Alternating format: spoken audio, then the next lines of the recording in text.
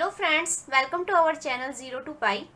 Friends, हम DSSP TGT math 2018 का जो क्वेश्चन पेपर आया था उसका सॉल्यूशन कर रहे हैं। इससे पहले मैं एक वीडियो बना चुकी हूं। अब हम चलते हैं नेक्स्ट क्वेश्चन पे। देखिए 11th क्वेश्चन है, the general term of AP whose sum of n terms is given by 4n² + 3n is. तो देखो इसमें क्या गिवन है, जो सम है n टर्म्स का, सम है n टर्म्स का, वो क्या गिवन है 4n² + 3n। इसने क्या बोला है, जर्नल टर्म निकालो AP की क्या होगी। जर्नल टर्म को हम किससे डिनोट करते हैं, an से। जर्नल टर्म को हम an से डिनोट करते हैं। सम गिवन है, हमें जर्नल टर्म निकालनी है, क्या होगी। देखो मैं आपको इससे पहले एक ट्रिक करा चुकी हूँ, जिसने नहीं देखी है वो देख लेना जाके। अगर सम हमारे पास गिवन है an² + bn की फॉर्म में, तो हमारे पास जर्नल टर्म निकालनी होगी। तो क्या करेंगे, जो n² वाली टर्म है उसको डिफरेंशिएट करेंगे with respect to n। n² वाली टर्म को डिफरेंशिएट करेंगे with respect to n, plus n का जो कोफिशिएंट है b, उसमें से माइनस करेंगे n² के कोफिशिएंट को। जो वैल्यू आएगी वो आपका क्या होगा, आंसर होगा। तो देखो वही अप्लाई करते हैं। n² वाले टर्म का डिफरेंशिएट करो विद रिस्पेक्ट टू n। इसको जब डिफरेंशिएट करोगे with respect to n, plus 3 - 4, 3 - 4, क्योंकि b की वैल्यू ये है, इस टर्म में से ये माइनस करेंगे 3 - 4। ये क्या है आपका 8n -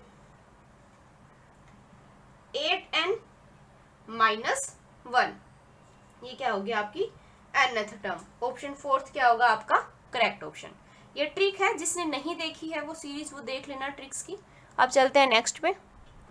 नेक्स्ट है, if one root of quadratic equation having rational coefficient is, एक रूट आपके पास गिवन है √7 - 4, देन क्वाड्रेटिक इक्वेशन क्या होगी। देखो कभी भी अगर इस टाइप से क्वेश्चन गिवन है कि एक √7 - 4 है, तो सेकेंड रूट उसको आप प्लस का साइन लेके चलना। एक रूट अगर यहाँ पे माइनस का साइन के साथ है तो दूसरा प्लस के साथ होगा, ठीक है। कभी भी अगर इस फॉर्म में है, रेशनल की फॉर्म में है, तो एक प्लस होगा तो एक माइनस होगा, ठीक। तो देखो अब हमें पता है कि हम क्वाड्रेटिक इक्वेशन को कैसे लिखते हैं। क्वाड्रेटिक इक्वेशन को कैसे लिखते हैं हम, x² - sum of roots into में x plus product of root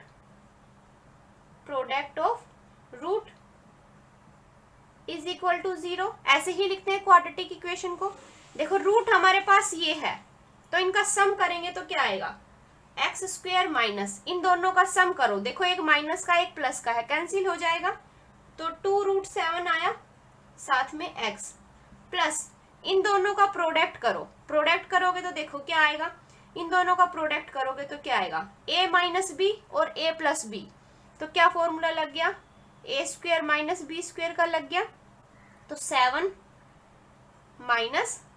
16 कितना हुआ, -9 is equal to 0।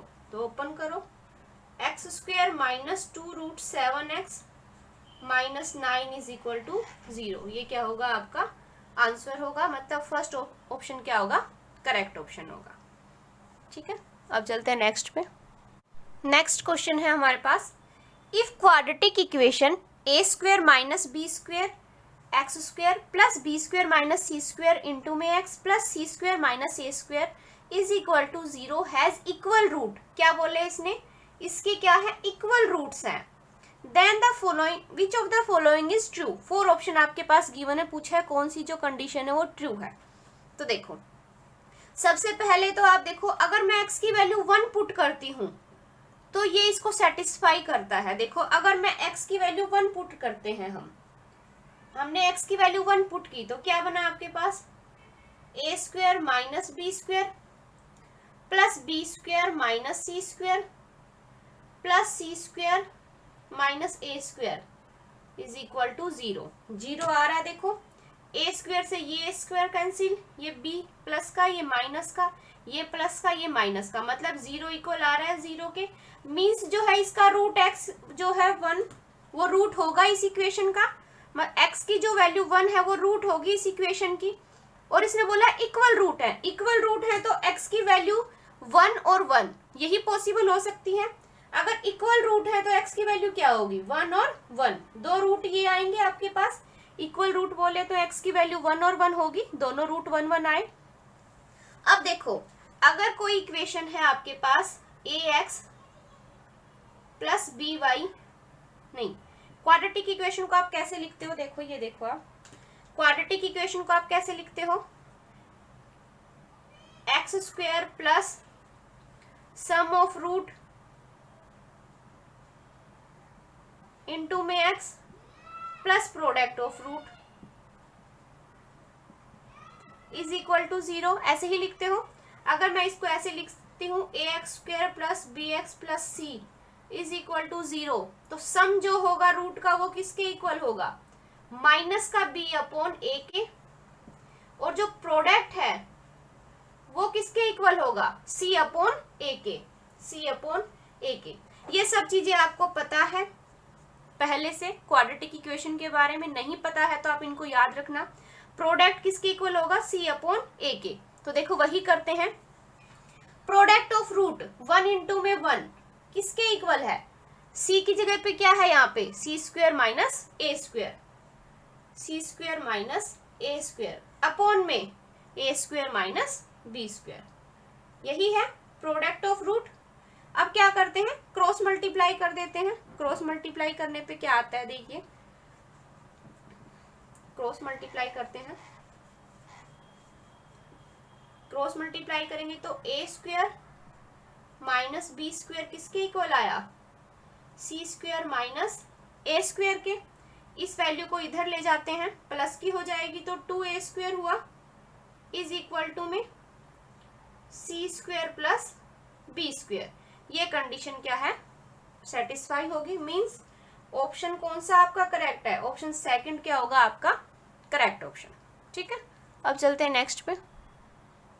Next question है, Mukesh has some cow and hens in the shed, the total number of legs is 92, total जो लेग है वो 92 है and heads जो है वो 29 है।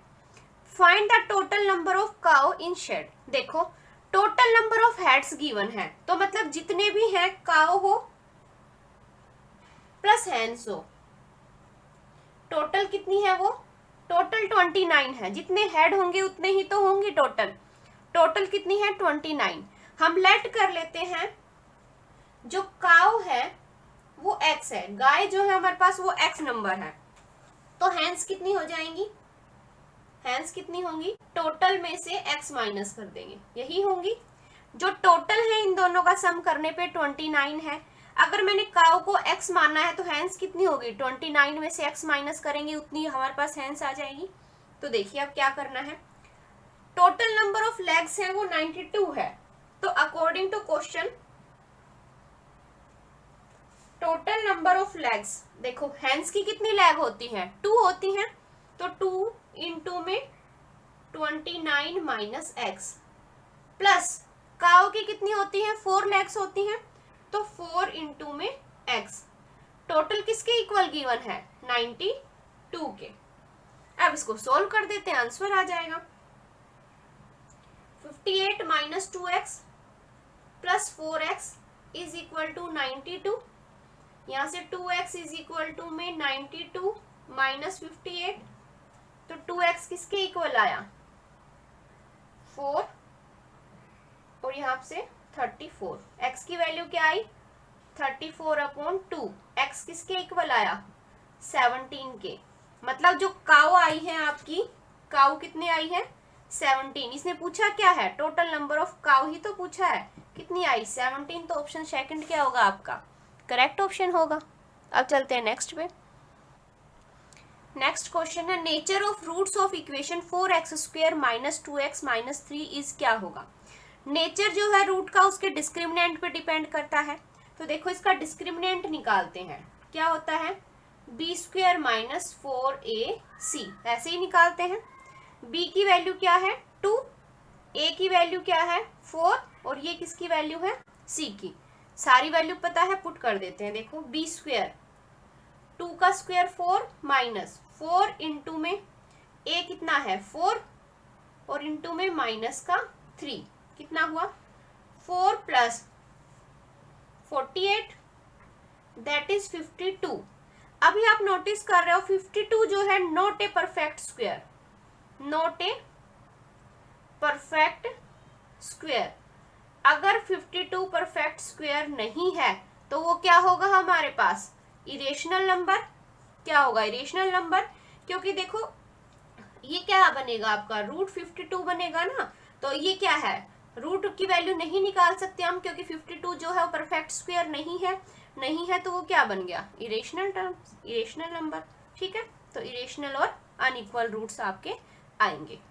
ठीक है, आपको पूरा निकालने की जरूरत नहीं है, रूट्स को पूरा निकालना नहीं है, आप सिर्फ डिस्क्रिमिनेंट निकालो, उसी से आप चेक कर सकते हो कि क्या वैल्यू आई है।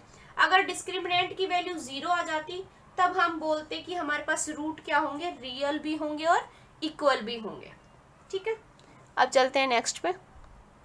नेक्स्ट क्वेश्चन है हमारे पास, if the system of equation 2x minus 3y is equal to 3 and minus 4x plus qy is equal to p/2 is inconsistent. क्या बोला है inconsistent. Which of the following can't be value of p, p की value कौन सी possible नहीं है। 4 option आपके पास गिवन है।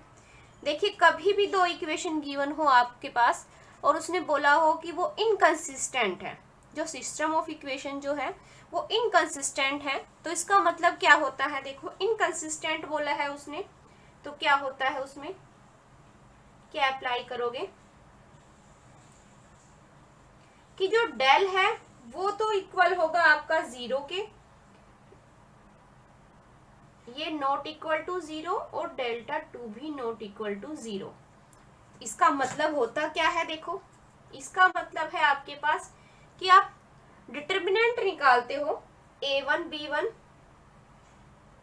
और a2 b2 का, वो इक्वल टू 0 होना चाहिए। इसका मतलब है आपका c1 b1 और c2 b2 not equal to 0 होना चाहिए, और डेल्टा 2 का मतलब है आपका a1 a2 c1 c2 जो है नॉट इक्वल टू 0 होना चाहिए। इनकंसिस्टेंट की बात करेगा तो याद रखना डेल 0 होगा, डेल्टा 1 और डेल्टा 2 नॉट इक्वल टू 0 होगा। ये 3 कंडीशन आप इसको अप्लाई करोगे। तो देखो डेल 0 का मतलब होता है a1 a2 b1 b2 का डिटरमिनेंट निकालो, डेल 1 का मतलब होता है c1 c2 और b1 b2 का निकालो, और डेल 2 का होता है a1 a2 c1 c2 का निकालो। ठीक है, तो देखो हमारे पास इक्वेशन गिवन है 2x minus 3y is equal to 3 और minus 4x plus qy p/2। इसने बोला है p की वैल्यू कौन सी पॉसिबल नहीं है। p की वैल्यू निकालने के लिए देखो अगर मैं ये वाली टर्म और ये वाली टर्म लेती हूँ तो हमारे p की वैल्यू आ जाएगी, मींस डेल्टा 2 अगर मैं अप्लाई करती हूँ तो p आ जाएगा हमारा।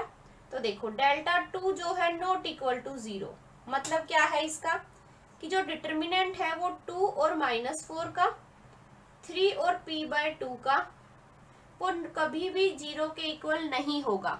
ठीक है, तो मल्टीप्लाई कर दो, डिटर्मिनेंट आता है सबको, यहाँ से 2 इंटू में p/2 minus minus plus 12 is not equal to 0, 2 से 2 कैंसिल हो गया, मीन्स p की वैल्यू जो है नॉट इक्वल टू -12। p की वैल्यू -12 के इक्वल नहीं हो पॉसिबल, तो मतलब थर्ड ऑप्शन क्या होगा करेक्ट ऑप्शन, क्योंकि इसने कांट भी पूछा था ना, तो थर्ड ऑप्शन क्या होगा आपका करेक्ट ऑप्शन। अब चलते हैं नेक्स्ट पे। क्वेश्चन है which term of AP given है आपके पास 21 42 63 84 up to so on is 420 sorry ठीक है 420 क्या होगा। इसने बोला है कि जो 420 जो नंबर है वो कौन से नंबर पे आता है। ठीक है, कौन सी टर्म है ये पूछा है इसने, कौन सी टर्म है ये, मतलब हम मान लेते हैं हमें nth टर्म जो गिवन है वो 420 है, हमने माना ये nth टर्म है, तो n की वैल्यू निकालनी है। तो देखो nth टर्म का फॉर्मूला क्या होता है हमारे पास, an का फॉर्मूला क्या होता है एपी में, a plus n minus 1 into में डी। यहाँ पे ए का मतलब क्या है, फर्स्ट टर्म कितनी है 21, ए कितना है 21। डी का मतलब क्या होता है, जो इनका डिफरेंस होता है वो 42 में से आप 21 माइनस करोगे तो कितना आएगा 21। ए की वैल्यू पता है, डी की वैल्यू पता है, तो वही करते हैं। देखो 420 इक्वल होता है a plus n minus 1 into में डी के। ए की वैल्यू गिवन है 420 is equal to 21 plus n minus 1 into में 21। ये क्या बना आपका 420 is equal to 20 plus 21n minus 20। एक प्लस का 21 एक माइनस का 21 कैंसिल हो गया। क्या बना 420 इज इक्वल टू में 21n। तो यहाँ से क्या बना, n की वैल्यू क्या आएगी 420 अपॉन 21 डिवाइड करेंगे तो क्या आएगा 20। n की वैल्यू क्या आई 20, मीन्स थर्ड ऑप्शन क्या होगा आपका करेक्ट ऑप्शन। काफी इजी क्वेश्चन था ये। अब चलते हैं नेक्स्ट पे। नेक्स्ट क्वेश्चन है फॉर व्हाट वैल्यू ऑफ के do the equation.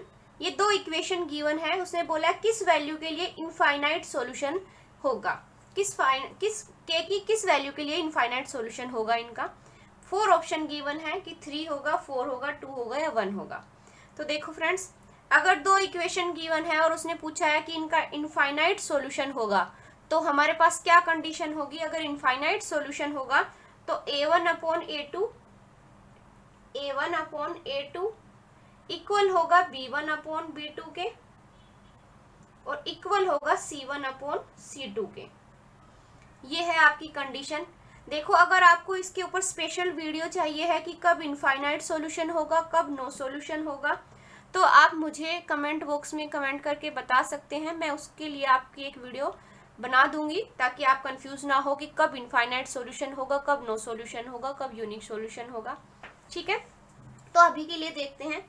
Infinite solution के लिए हमारे पास ये कंडीशन होती है।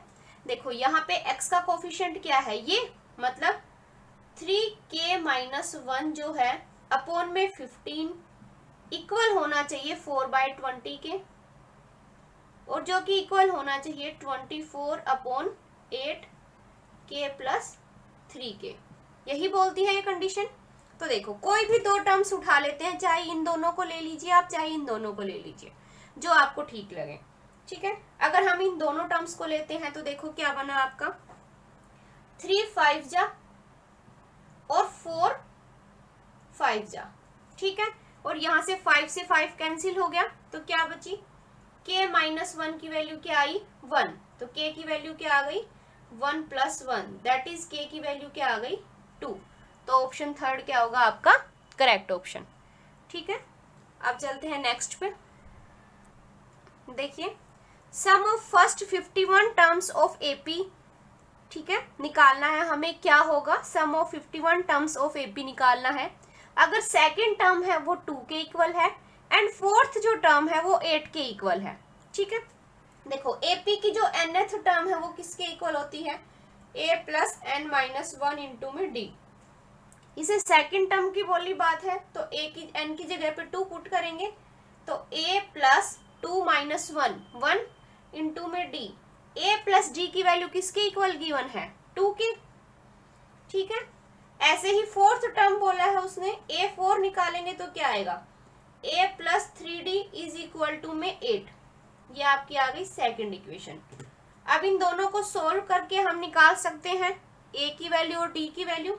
माइनस कर दीजिए, क्या बचा आपका माइनस का 2d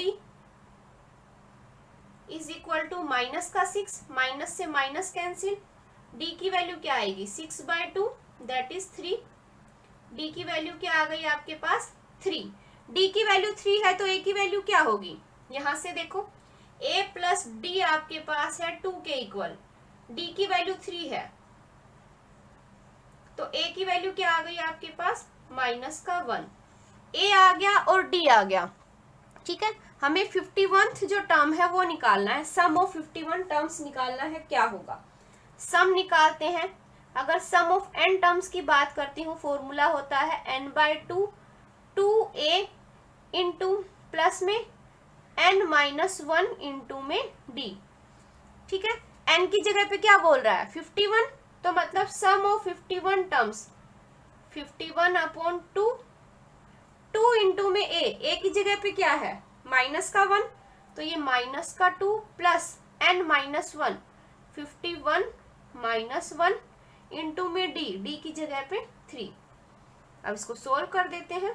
51/2 इंटू में माइनस का 2 प्लस यहाँ पे कितना हुआ 50 इंटू में 3 150, दैट इज 51/2 इंटू में 148, 2 7 जा 2 4 जा 51 इंटू 74 कितना आया 3774। ये क्या होगा आपका आंसर होगा। तो फर्स्ट ऑप्शन क्या होगा आपका करेक्ट ऑप्शन। इस तरीके से आपको क्वेश्चंस को सोल्व करना है। सो फ्रेंड्स आज के लिए बस इतना ही। नेक्स्ट वीडियो में फिर मिलेंगे कुछ और क्वेश्चंस के साथ। आई होप आपको समझ आया होगा, और आपको अगर मेरी ये वीडियो अच्छी लगी है तो please like, subscribe and share with your friends, and thank you for watching my video.